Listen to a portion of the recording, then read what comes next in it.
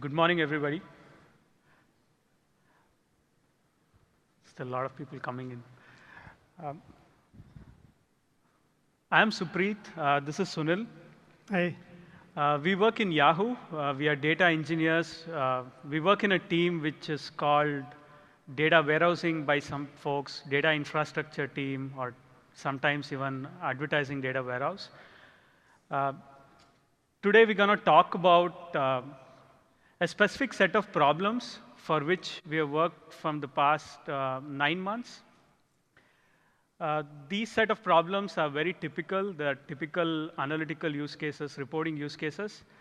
Uh, but the biggest differentiator is that we have tried to solve it in an interactive fashion in human time. So for the next 40 minutes, we're going to talk about the problem. We're going to start talking about whatever the approaches we took, how we evolved our system, and finally where we are. Before we get started on the actual talk, I want to quickly set the stage for what we mean by interactive. I know there have been plenty of talks right here at Hadoop Summit which talk about interactivity, interactive queries. So this is an example. In a typical advertising use case, we have 60 billion events. That translates to 3.5 terabytes of compressed data.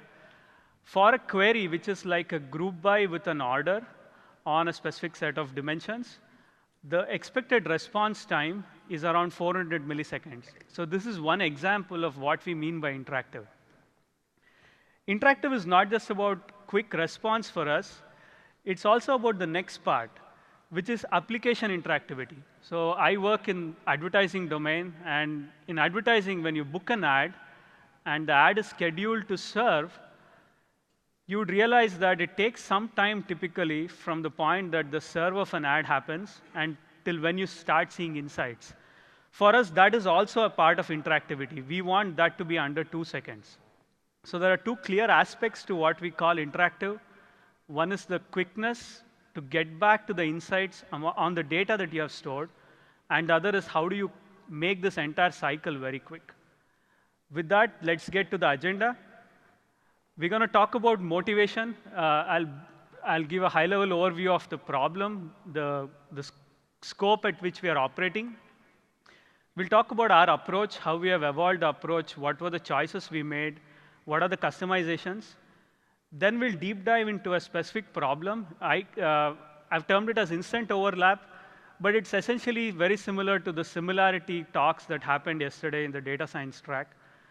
And lastly, we'll summarize and take more questions. So getting back to motivation, at a very high level in this field of analytics, and when we deal with interactive analytics or data as such, the motivation boils down to lots of data. That is, there is a lot of data that you have to deal with. You have very special analytics. And for us, there is this, the fork architecture, which Nathan also talked about, and many people in this summit and elsewhere have talked about, where there is a faster path and a slower path, and there is a data restatement problem. And last but not the least, we want to solve all of this in human time. We'll touch upon each one of this. So if you look at lots of data, Yahoo collects data behind every view and click. So whatever anybody does on Yahoo's websites, may it be a view, a click, an ad click, an interaction, we collect all of those data. That translates to close to 30 billion advertising events a day, and it is tens of terabytes of compressed data a day. So when we talk about tens of terabytes, I haven't given an exact number, but it's a lot of data, and it's a growing space, like most of you would imagine. So when we deal with this data and further process it to provide insights in different time grains, to provide insights in different time grains, we have to further process, which increases the total amount of data. So the raw data itself is so high, but when you process it further to address minutes to year to seconds time frame, it's going to get even more higher. There is multi-quarter data retention. It's an enterprise warehouse kind of a scenario, so you need to keep years of data, so that's not going to change. And last but not the least, there is a factor of data aging. So there are some queries and some insights which need to be super fast. And then there are constraints which you can apply to really old data. Let's say you look at data older than 3 years. The analyst or the person who is using the application might say, OK, let me wait for some more time. It's not a problem. Moving on, what kind of analytics do we deal with? So in this problem space, the most basic analytics are the reporting metrics. You have a set of dimensions, you have counters, you keep track of the counters, you slice and dice, do pivots, and that's like very basic reporting analytics. In the next phase, we had to deal with attribution. So there is a user who comes to Yahoo. He does some activity. We want to go back to our server logs and attribute that to a larger set of activities and build analytics on top. That's like a big space of attribution analytics. In data warehousing, there is this notion of dimensions and metrics. So just to give a simple example, if I have to describe myself, I would say my name is Supreet, my age is so-and-so, my address is so. So age, address, all these are dimensions that we deal with. But in advertising, these dimensions need not always be simple. So if you take an advertising hierarchy where there is an account, there is a campaign, there is a line, there is an order, or if you look at a taxonomy that you're dealing for targeting, which could be sports, under which summer games, winter games, you could have a multiple hierarchy. So the dimensions that we deal in this space can be nested, can be complex, and can be inherently hierarchical by the meaning of it.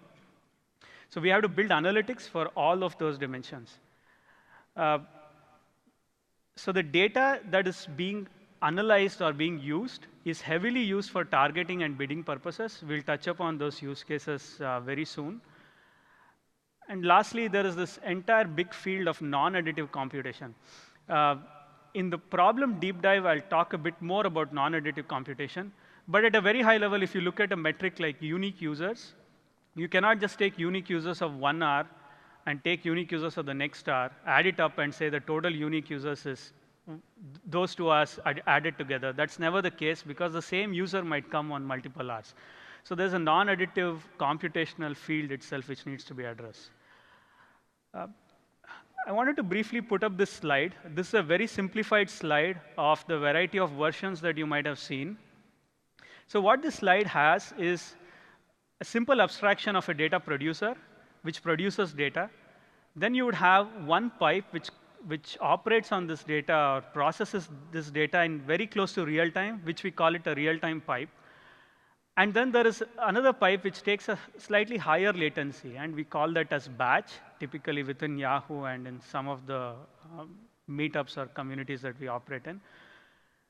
But to the end consumer who is looking at the data, which could be an application or a reporting interface or just an Excel tool, they really don't care what all have we done on the back end. They just need to know that this data is available, and if it's available, it doesn't get restated, or if it's restated, it is still consistent.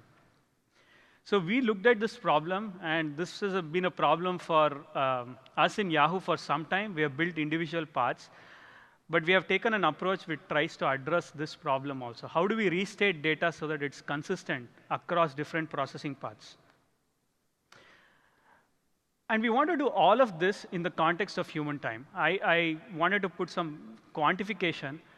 What we mean is in 99 percentile of the queries that hit the system should respond in less than 1 second. When we say less than 1 second, for the default time grain, which is the time grain on which we have optimized the most, it should be less than 300 milliseconds. These are pretty strict constraints, and this is driven more by the user experience design, which is Yahoo's UX group, which is driving these requirements. And there are voices which say it should not even be less than 1 second, it should be less than 500 milliseconds.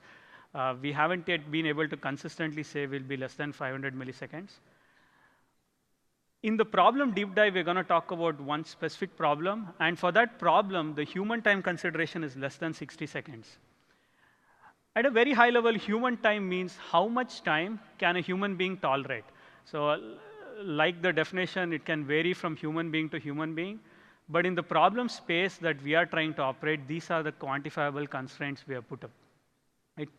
If you build another analytical system, your human time constraint might be less than 1 minute. That is also fine. But for us, in the scope of work that we are trying to do, this is what we define as human time.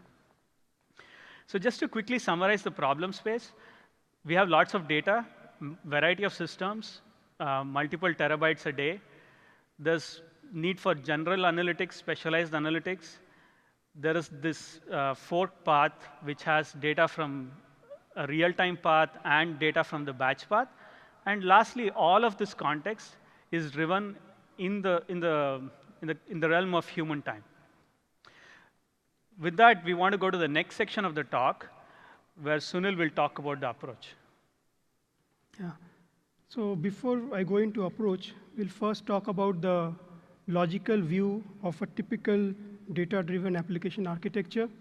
So this is a typical data-driven application architecture, wherein at the bottom, we have the data collection and data ingestion, wherein data comes from multiple sources.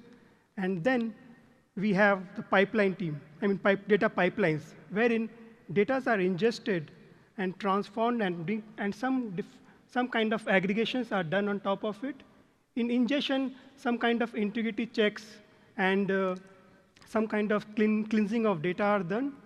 And then we have the data warehousing or analytics or data optimization, wherein something like data persistence, runtime compute, and caching takes place. So in persistence, we take care of keeping the data, and in runtime compute, we make sure that it provides some kind of interface for data to be looked upon. And then we have caching, wherein we provide some kind of caching so that whenever a same query comes, we can use the caching to deliver the data.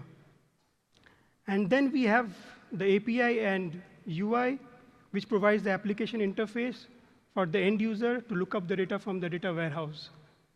So this is a typical logical view. Now let's look at the architecture, so the characteristic of each and every component in the logical view. So these are the characteristics. So at the bottom for data pipeline, the characteristics that are important to us is that the ability to perform some kind of batch processing, wherein the batch processing will take some type of data, and the ability to have some kind of dependency taken care of. It could be inter-process dependencies. It could be some kind of external dependencies. And all these things should be taken care by some kind of directed acyclic graph. And in addition to batch processing, some real-time topology should also be taken care of, in that if there are some events happening, it should be streamed immediately into the layer, it's a persistence layer. And SOX compliance. So for a company like Yahoo, compliance is very important. So we take SOX compliance as a very serious thing, and we have to make sure that SOX compliance is there as it should be as part of the characteristic. And other things like traffic protection, late processing, completeness monitoring, and cleansing. So since data can come from multiple colo, there could always be possibility that data can come little late. So this late data should be the technology should be able to handle late data elegantly. So these are the typical characteristics that should be there for the pipeline. For the data warehousing, the characteristics that are there for different layer are as follows. For persistence, compatibility with HDF is very important, because Yahoo invests heavily on Hadoop. So compatibility with HDF should be a very important criteria, and is. In addition to that, performance. The query performance should also be very fast. And for that, we look into aspects such as whether the data are indexed and what kind of indexings are done, whether it's a columnar database, or what kind of compression we have, what kind of concurrency that are supported. And for caching, the aspect that we look at are whether it's a distributed cache or whether it's a standalone cache. And the other aspect that we look at are whether we are caching the object or we are caching the actual results. And for API and UI, we just make sure that there are some kind of application interface provided, whether it can access using SQL or some kind of JSON object. Now, after going through this logical view and the characteristic, I will hand it over to Supreet, who will talk about the. Yes, so we looked at all these characteristics which we feel are important for Yahoo's use cases when we evaluate all of the different data stacks that are available.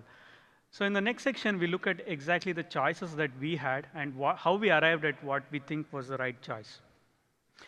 So Yahoo has been doing this kind of, or trying to solve this kind of a problem for a long time. And it shouldn't be a surprise that since we kind of open sourced Hadoop and created Hadoop as an Apache project some time back, we are heavily invested into Hadoop-based architecture. So our entire data ingestion transformation pipeline has gravitated to be around Hadoop, MapReduce, Pig, Pig on Thais, Hive on Thais, Oozie. We have a huge investment in this. So this is something that we didn't want to change much. For all topology processing, we use Storm. And Yahoo has Storm on, which runs within Yarn. And that is also being heavily invested. So it's performing very well for us. This was fairly stable, and we didn't want to touch this in Yahoo. The next place is where there are so many options. And if you go through the many talks here, there are even more options than what I've listed. So we did a lot of research on what is available and how we can evaluate it. This was somewhere around September to November last year. So I'll briefly touch upon each one of this and finally conclude on how we arrived at what we wanted. So we evaluated Oracle and MySQL. That's mostly based on our past experiences. So we have tried to build this system so many times that we have hit bottlenecks on Oracle RAG-based architecture, may it be based on how much scale it can take beyond a point in time, or the necessity to have huge number of pre-aggregates for every dimension that you care about. The same thing is true with MySQL, and it is an additional overhead on the engineer to manage the sharding or any other tricks that you want to do with MySQL. Very recently, that is last year, we tried to build a complete analytical application suite using HBase as a backend. HBase is very performant. It's a very interesting choice. But for some kind of queries, may it be the range queries, or in some cases, the dynamism which comes with different aggregates, Yahoo's implementation of HBase forces us to translate everything into a lookup problem. So once everything becomes a lookup problem, the agility that you get when you build new features goes down. So we didn't want to try HBase after that application experience. So we evaluated Shark. Shark runs within the Spark master context, and it is a pretty popular offering these days. So Shark performed very well. We invested a lot into Shark. We worked very closely with the Shark community.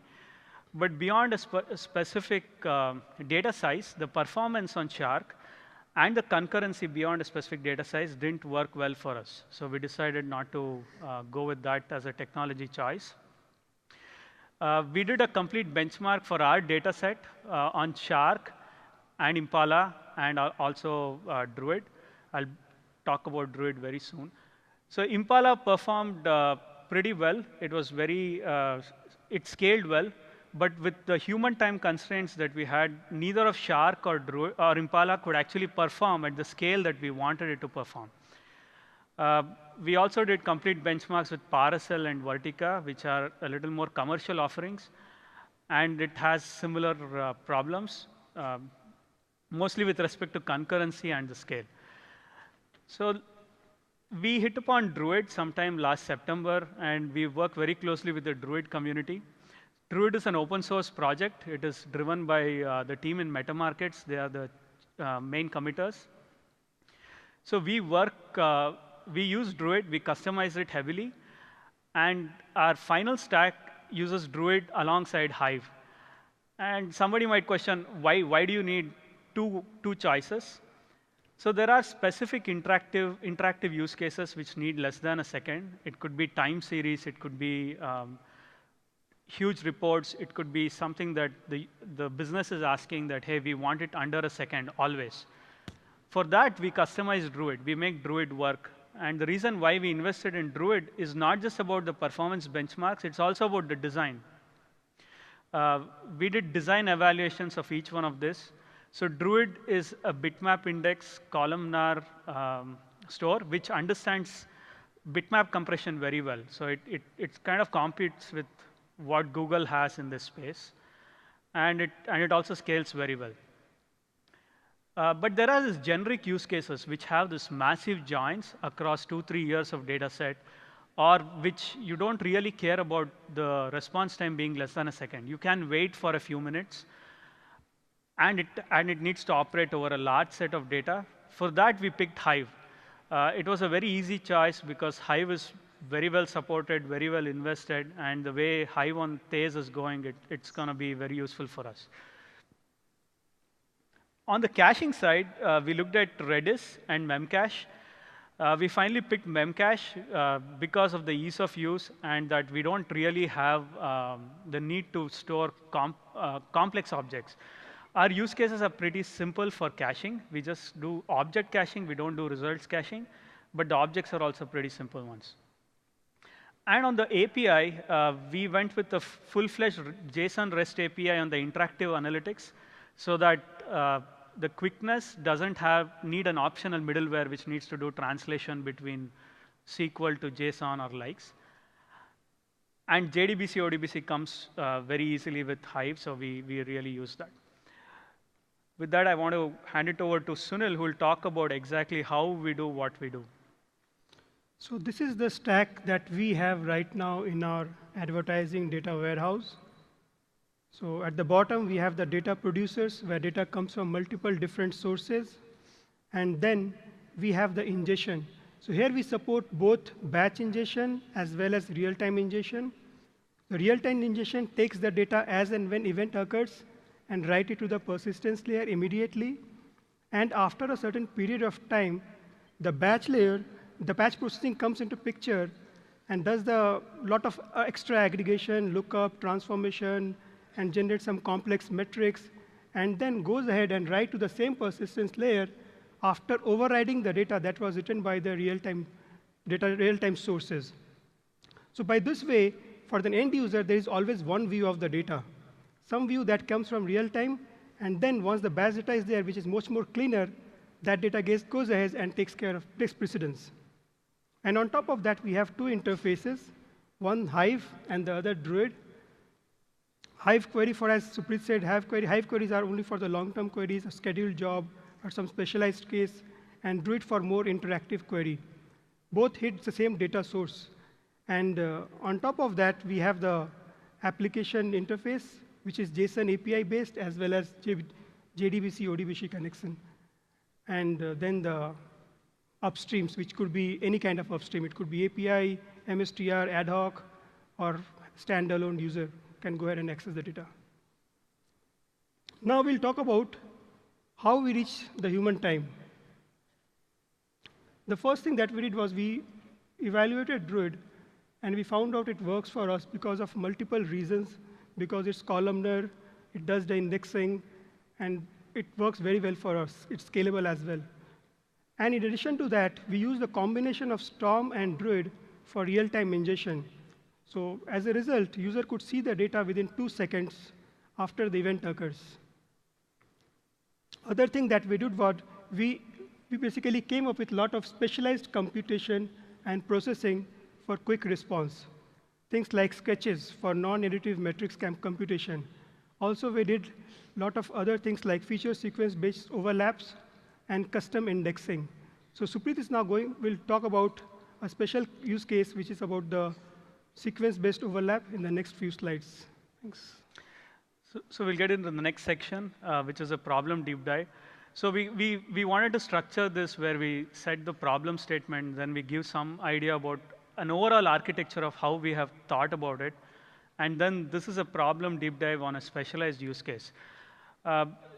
So some of you might have attended yesterday's similarity at scale talk or the variety of data science talks.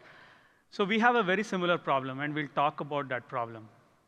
So let's say all the users in this room, I want to put it in a box. There's a set of users. At a very simple grouping, I can create a few groups. So I'll take a few very simple examples. All people who came by a car to Hadoop Summit. People who are soccer fans who are looking forward to the upcoming World Cup. And lastly, people who are vegetarians. Now, as it is obvious in the way the diagrams are structured, there are a set of people who came by car and can be soccer fans. And there are a set of people who came by car who are soccer fans and are also vegans. So that's very, very obvious. So if you have to compute how many unique users are there in each one of this set, the number of people who are under the circle or the area under the circle become the total number of users who are car commuters. Now, if you superimpose soccer fans on top, you see that there would be an overlap.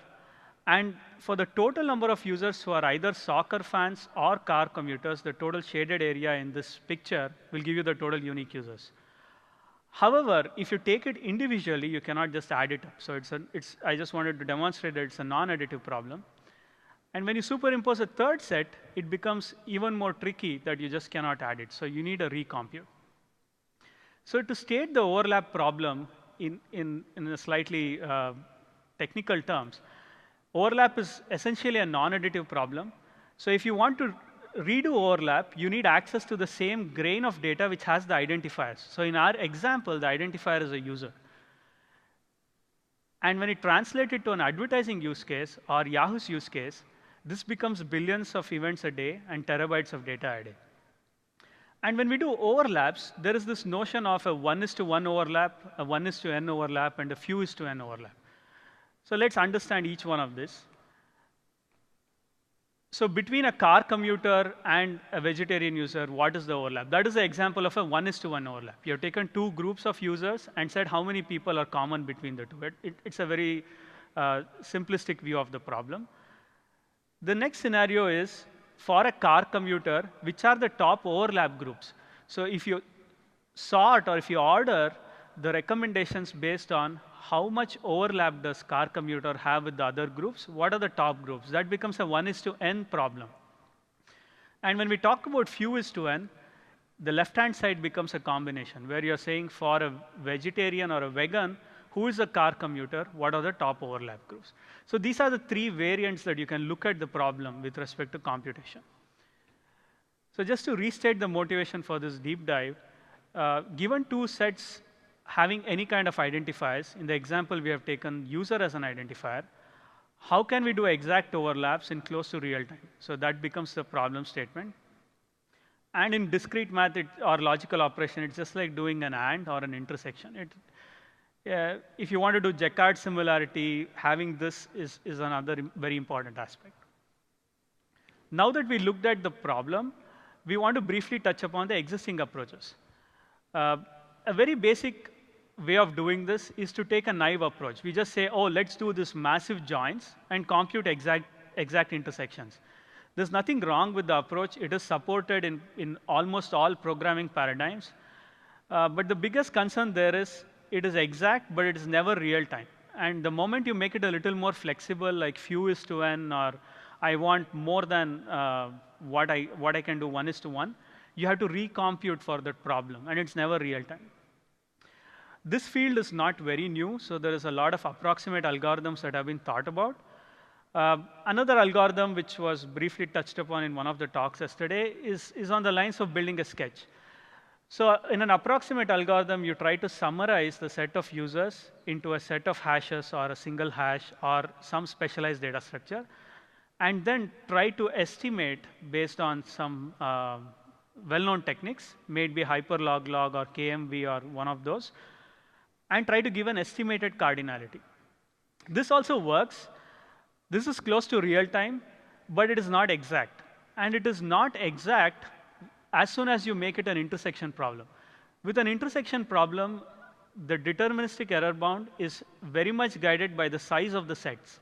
And because the size of the sets with respect to distribution is not very well known in most of the data sets that we look at, it is never deterministically possible for us to say this intersection problem, we can bound it by this error.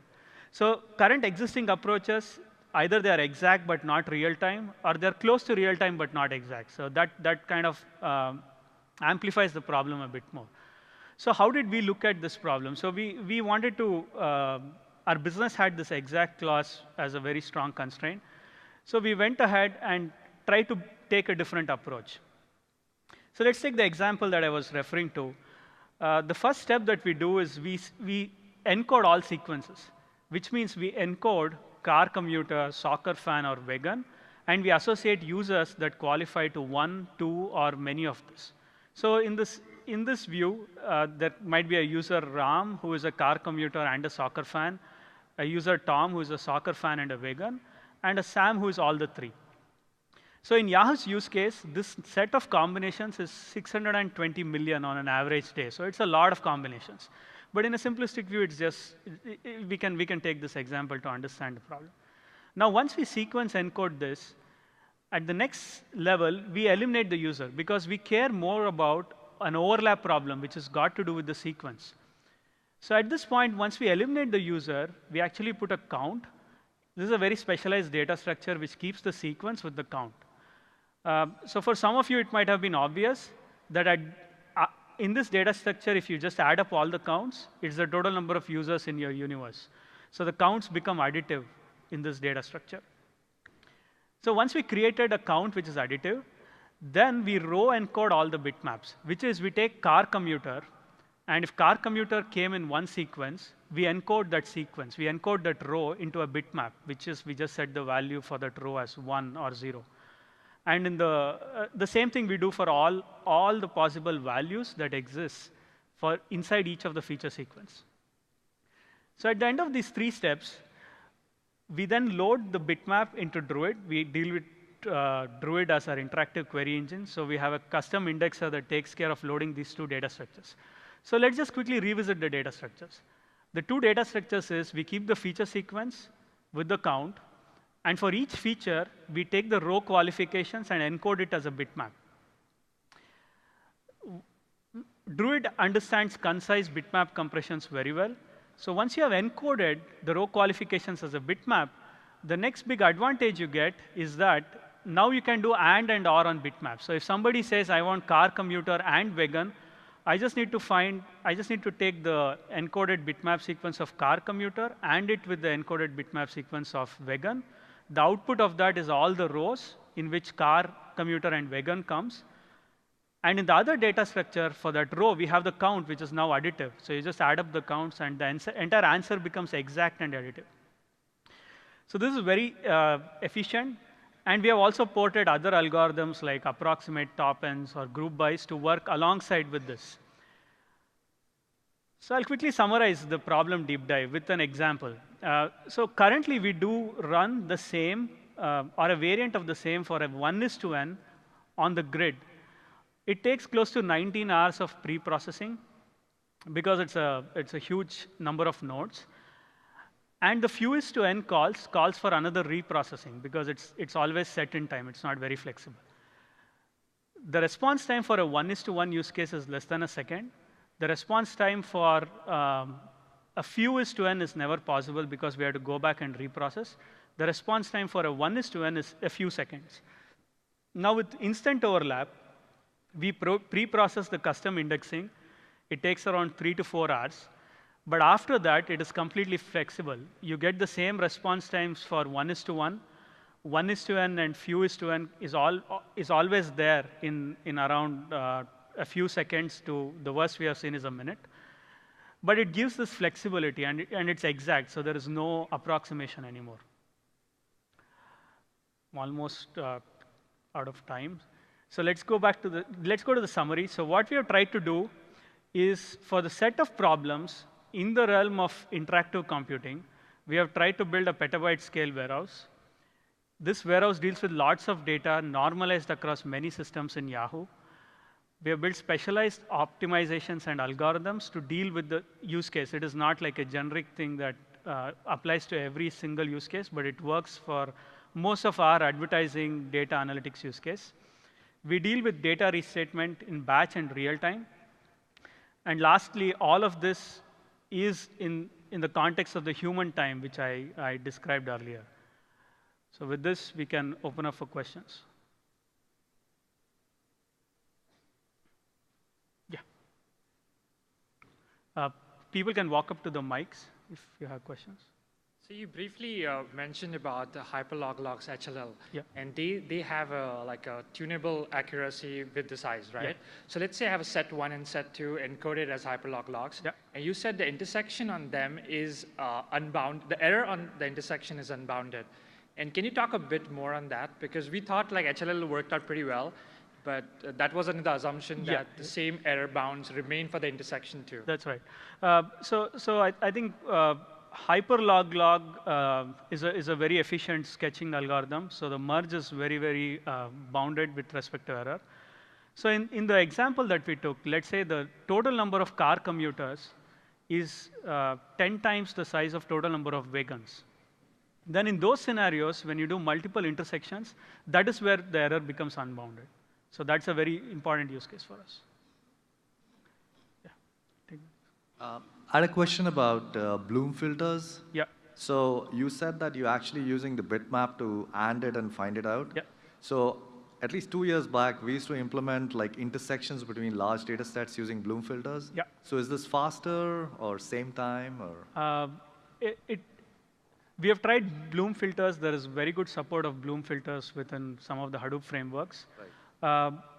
I haven't tried to implement a Bloom filter within Druid because there is no need for it, but we can certainly try it later if there's a need. Okay, thank you. So in the process where you make the sequence count to a bitmap, Yeah. so where does the time fit in? Like because a user can change that's the user can have can be a soccer fan or be Oh yeah, not. yeah. So the pre-processing today takes around 3 to 4 hours. So it's like we take all the users in Yahoo, we do this massive processing, and after 3 to 4 hours we can redo this. So that part we haven't cut short. Okay. So and so even if the so you cannot compute all that. Like for example, this overlap is without any respect to any time. So it's just Yeah. So the time dimension in overlap is a very valid question. So we deal with time dimension also as a feature sequence. So let's say you are a car commuter on day 1, 2, and 4, but not on 3. So you qualify for the sequence 1, 2, 4 on the time dimension, and you can deal with that as a group of sequences. So that's also supported. and every time you do the 2 or 3 hours of pre-processing, is it incremental pre-processing or? No, it's never incremental. We currently take care of the complete set, but we can explore incremental to make that shorter and quicker. Thank you. Last year, I saw presentations about the Yahoo Tau system. At the time, you were using Microsoft SQL Server Analysis Services Yeah. as an intermediate query engine in between Hadoop and I believe it was a Tableau Yeah, that's right. UI. Yeah. Is this a replacement for that? Yeah, like I said, we started sometime last August, September. We wanted to reset some of this. So yeah, I don't want to tell the timelines or anything like that, but yes, functionally, yes, there's a replacement for that. Okay, thank you. Can you go back to the technical architecture diagram Yeah. where you have the data injection? Man, So I just wanted to ask. many slides, so sorry about that. Yeah. Go ahead. Go ahead. Ask your question. Yeah. So during the data injection, what type of solution you're using for the messaging backbone and the persistence? Yeah. So it's a very good question. So is there a messaging queue in between, or is there some backbone? So there are a couple of approaches internally that we have taken. Between Storm and Druid, there is a possibility that we can introduce a Kafka queue. But today we shortcut that. There is a very interesting open source project called Tranquility, which allows you to create, it uses Storm's inbuilt messaging queue heavily in order to push through the events. So in our current production deployment, we don't use any messaging queue there. But we have an option to quickly have a Kafka queue in between. Yeah. This probably is the last question. It's out of time. Can you expand on the how you ensure the consistency between real time and batch? Oh, yeah, OK. For example, like the real time, you might see something higher, and then batch has reduced it for whatever reason. So yes. So this is a very there are multiple problems in that space. So the first problem is how do you guarantee atomicity of replacement? And the second important problem is how do you guarantee that the metrics, if they were stated earlier, now can be restated but still are not going to cause any problem. So we tag all the events. So in real time, we actually tag the event, saying it's valid or invalid or stuff like that. And on the batch path, we tag it more, like we actually associate more and more flags. So none of the events is actually filtered out. And we take care of the atomicity switch in a metadata update. So the data is never replaced. The data is all there, but the metadata just points to a new created index. So that's how it is kind of given that it doesn't change to the end user. It's just that the number would come up, then the next time the same number can come up, but there are additional dimensions which qualify that number. And some of that might say part of it was invalid, but the user is always shown the same. Okay. Thank you. Okay, I think we are on time. Thank you so much for attending.